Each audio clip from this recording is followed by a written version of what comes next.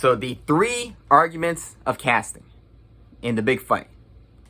Do you care what they look like? Do you not care what they look like? Do you believe it's your duty to change what they look like?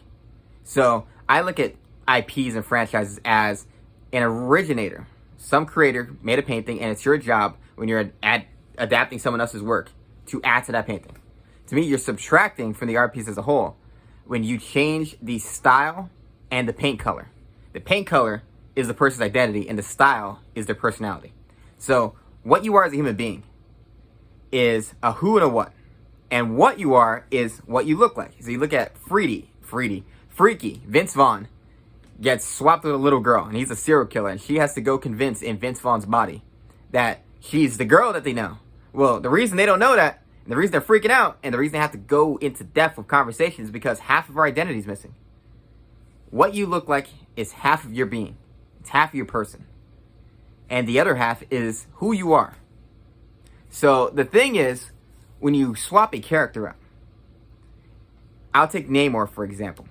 I looked at Namor in Wakanda Forever, and I liked that villain. I liked that antagonist. But it isn't Namor to me. It's only Namor in name, barely. But this character doesn't look like Namor, therefore the paint color has changed. And this character doesn't act like Namor, so the style has changed. So I'm like, why is this adding to the painting? It's a whole different painting. I don't understand why they can't simply make a new character, because I'm like, every character, including Namor, at some point was an original character. There was a time when Namor was a new person. Why can't they just give a different name to this person? You know? Have a newly created character for this film. I don't understand why that's against the rules for Marvel, period. Or any film, really. When you're making an adaptation, just make someone new. I don't understand why that's against the rules. You don't have to make, if you have a truly different idea of a what and a who, a personality and a physical identity, make a new character. Why add the name? I mean, we know why. It's money. But a lot of this argument is, I don't care if you're a person who doesn't care what the character looks like, you just care about the performance. That's fine. I care if you have an issue with me and my perspective.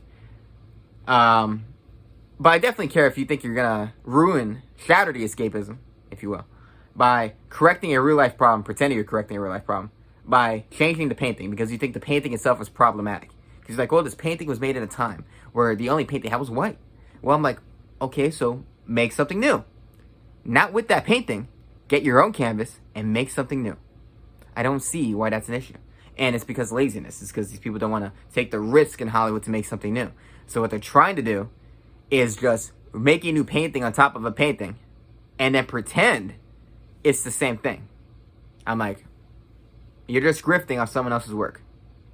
So overall, that's my perspective on the 3 arguments about this. I do care what a character looks like, because to me, it is the paint color, and I care about how a character acts, because that is the style of the painting.